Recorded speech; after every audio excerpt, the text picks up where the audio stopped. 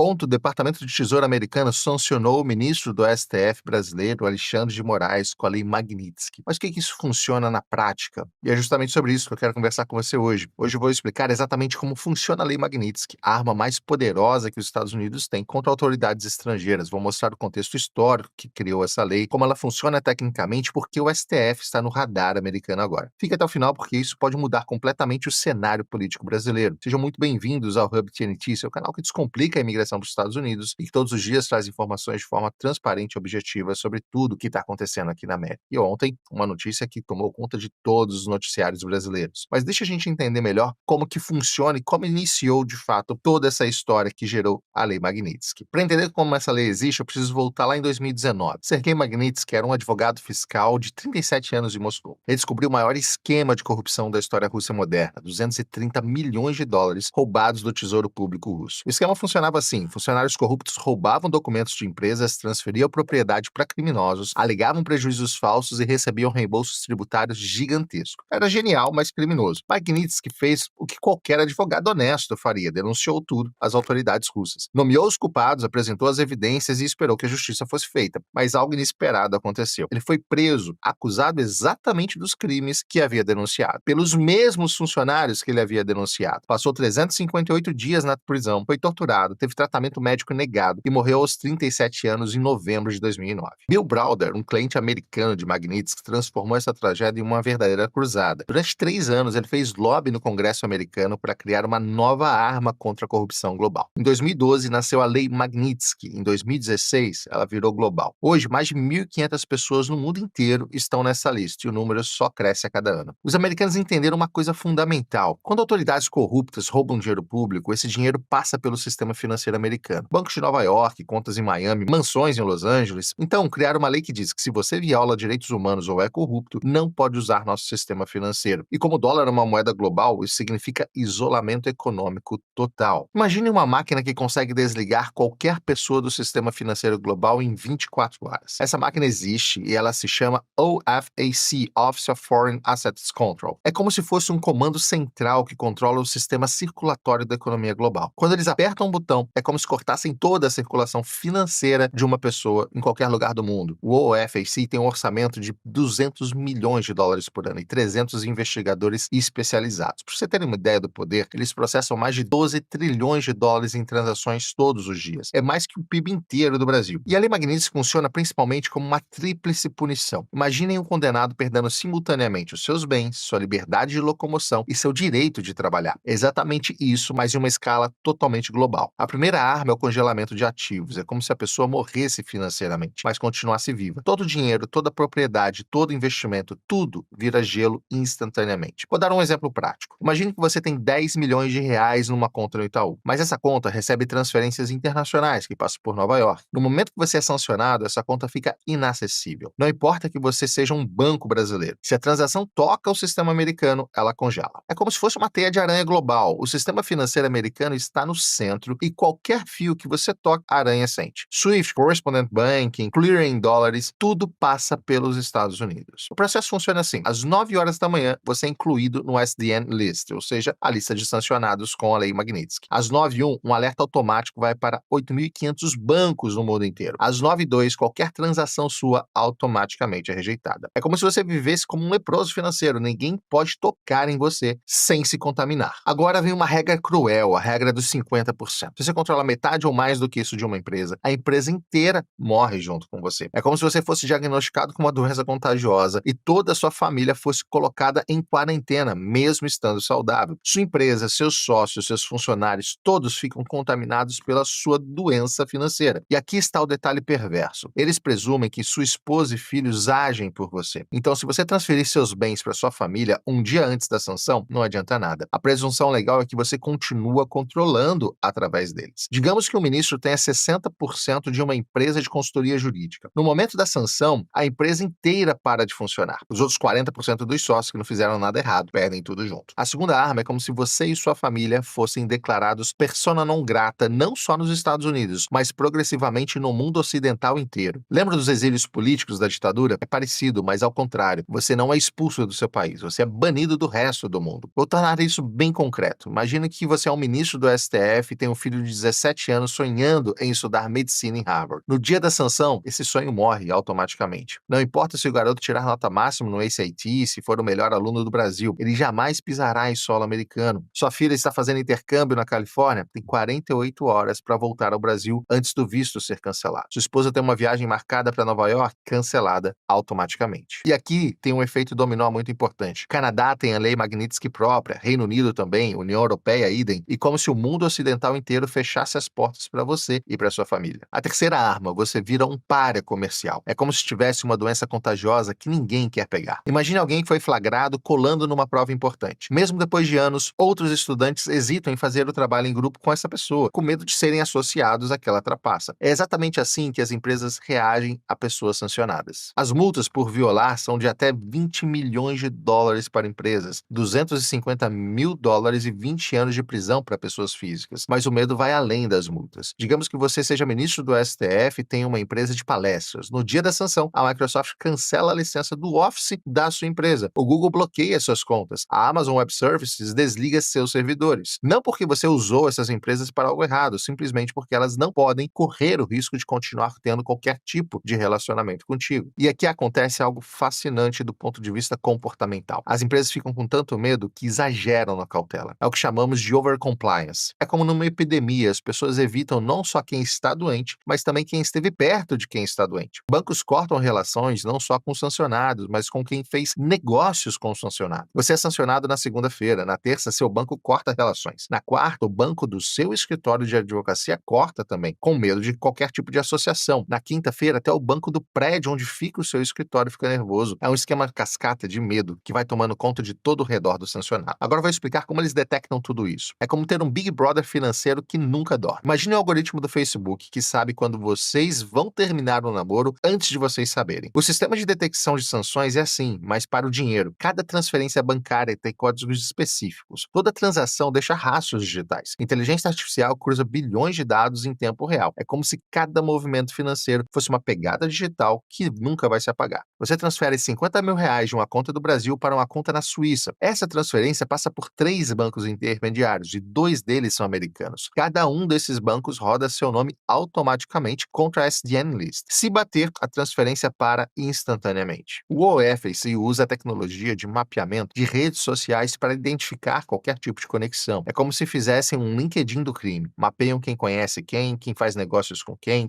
transfere dinheiro para quem. Sabe aquelas análises que mostram que você está a apenas 6 graus de separação de qualquer pessoa no mundo? Eles fazem isso com o dinheiro. E se você está a 2 graus de separação de alguém sancionado através de transações financeiras, você também entra nesse radar. O sistema funciona 24 horas por dia, 7 dias por semana. É como ter um detector de metal no aeroporto, mas para dinheiro sujo. Você usa cartão de crédito internacional numa loja em Miami? Aprovado em 3 segundos, porque o sistema confirma que você não está na lista. Uma pessoa sancionada tenta usar o mesmo cartão? Negado instantaneamente. E a loja ainda recebe um alerta para chamar a polícia. E por que isso funciona? Por causa de uma realidade brutal. 60% das reservas mundiais estão em dólar. 80% do comércio internacional usa dólares. É como se os Estados Unidos fossem donos de todas as estradas do Império Romano. Você pode até andar a pé pelos campos, mas se quiser usar as estradas principais, tem que seguir as regras de Roma. Mesmo uma transferência entre Banco do Brasil e Santander em reais pode passar pelo sistema americano se usar Correspondent Banking. É como se todos os caminhos financeiros levassem a Nova York. Agora, vou explicar como alguém entra nessa lista. É como uma máquina de moer reputações que funciona em 4 fases e uma vez que ela começa a girar, é quase impossível de parar. A primeira fase é uma coleta de inteligência. Imagine uma rede de informantes mais eficiente que a Interpol. É como se os americanos tivessem correspondentes investigativos espalhados pelo mundo inteiro. CIA, FBI, ONGs de direitos humanos, jornalistas investigativos, dissidentes políticos, até mesmo advogados e contadores que viram algo estranho. Cada informação é como uma peça no quebra-cabeça. Uma ONG reporta uma prisão suspeita, um jornalista publica sob censura, um dissidente político envia documentos, ou, aos poucos, o quebra-cabeça se forma. A segunda fase é uma análise legal. É como se existisse um tribunal invisível onde você é julgado sem saber que está sendo julgado. Imagine um júri composto por advogados do Departamento de Justiça, do Tesouro e do Departamento de Estado. Eles analisam cada evidência, cada alegação, cada documento. Mas você não tem direito à defesa, não sabe o que está sendo julgado, não pode apresentar sua versão dos fatos. O padrão de prova é reasonable basis to believe, base razoável para acreditar. É muito mais baixo que além da dúvida razoável do direito criminal. É como se condenado por indícios, não por provas conclusivas. E a terceira fase é uma decisão política. Aqui a coisa fica interessante, porque não é só uma questão legal, ela é principalmente política. É como se o imperador romano decidisse quem vive e quem morre na arena. O secretário do Tesouro, em coordenação com o secretário de Estado, toma essa decisão final. Eles consideram não só as evidências, mas também o timing político, as relações diplomáticas e a pressão do Congresso. Por exemplo, se as relações com o Brasil estão boas, talvez adiem a decisão. Se estão ruins, talvez acelerem essa decisão. É justiça misturada com geopolítica. Quarta fase é a implementação instantânea. É como uma guilhotina digital, rápida, eficiente e reversível. 9 horas, decisão tomada em Washington. 9h15, nome incluído no SDN List. 9h30, publicação no Federal Register. 9h45, alerta automático para 8.500 bancos globalmente. 10 horas, primeira transação bloqueada. 10h30, primeiros cartões de crédito cancelados. 11 horas, contas de e-mail corporativo desativadas. Meio-dia, a pessoa descobre pela imprensa que foi sancionada. É como acordar e descobrir que você morreu financeiramente durante a noite, mas ninguém te avisou. Os critérios legais são como 3 pecados capitais do mundo moderno. Primeiro pecado, violações significativas de direitos humanos. É como blasfêmia no sistema de valores ocidental. Aqui entram torturas, execuções extrajudiciais, perseguições sistemáticas, mas também, e aqui está o ponto crucial, supressão significativa de liberdades fundamentais. O segundo pecado, corrupção significativa. É como roubar do altar da democracia. Não precisa ser condenação criminal. Basta evidência credível do uso de cargo público para enriquecimento pessoal ou de familiares. E o terceiro pecado, e aqui está o que coloca o STF no radar, ações que minam processos democráticos ou instituições. É como se os americanos tivessem criado uma definição própria de democracia, e quem não seguir essa definição é considerado criminoso. Esse critério é perigosamente amplo, pode incluir manipulação eleitoral, mas também uso inadequado do sistema judicial, supressão de vozes dissidentes, interferência em processos democráticos. Para finalizar essa parte técnica, vou explicar como a tecnologia potencializa tudo isso. Imagine o algoritmo do Google, que consegue prever o que vocês vão pesquisar antes de vocês digitarem. O sistema de sanções americano é assim, mas para comportamento político. Eles usam machine learning para identificar padrões. Se 10 pessoas com perfil no X foram sancionadas por comportamento Y, o algoritmo automaticamente coloca na lista a observação qualquer pessoa com perfil X que demonstre comportamento Y. Magistrados venezuelanos foram sancionados por usar o judiciário para perseguição política. O algoritmo agora monitora magistrados de outros países que demonstrem padrões similares. É como o detector de comportamento antidemocrático automatizado. Agora vou mostrar por que o STF está especificamente no radar americano e por que essa sanção aconteceu ontem. Isso não é só uma especulação, são documentos oficiais. Em março de 2024, o congressista Chris Smith, presidente da Subcomissão de Direitos Humanos Globais, enviou uma carta formal ao secretário do Tesouro, solicitando uma investigação sobre o uso político do sistema judicial brasileiro. A carta menciona especificamente padrão sistemático de censura, prisões sem devido processo legal adequado e uso de inquéritos secretos para perseguição política. 3 relatórios publicados entre dezembro de 2024 e janeiro de 2025 alimentam essas preocupações. O primeiro deles é do Heritage Foundation, um relatório de 47 páginas, que documenta casos específicos que considera problemáticos. O segundo, Freedom House rebaixou o Brasil de livre para parcialmente livre em janeiro de 2025, citando especificamente interferência judicial em liberdades fundamentais. O Atlantic Council publicou em dezembro de 2024 um capítulo dedicado que chamam de Modelo Brasileiro de Controle Digital. Alegações específicas americanas. Vou explicar objetivamente quais são as alegações americanas, sem entrar no mérito se são procedentes ou não. Alegação número 1, a censura sistemática. Os relatórios americanos alegam que existe um padrão de censura prévia de conteúdo político, especialmente durante períodos eleitorais. Cito especificamente o bloqueio de contas, remoção de conteúdos e multas a plataformas digitais como evidências de suspensão sistemática da liberdade de expressão. A segunda alegação, violação das garantias do devido processo legal. Relatórios mencionam prisões preventivas prolongadas, inquéritos sem prazo definido e limitações ao direito de defesa. O Congressional Research Service, em relatórios de janeiro de 2025, classificou essas práticas como incompatíveis com os padrões democráticos internacionais. A terceira alegação, o uso do sistema judicial para perseguição de opositores políticos. Os americanos veem um padrão onde investigações são abertas contra críticos do sistema. Heritage Foundation especificamente menciona o que chama de instrumentalização da justiça para fins políticos. Baseado nos documentos disponíveis, 3 ministros são mencionados mais frequentemente nos relatórios americanos. Primeiro,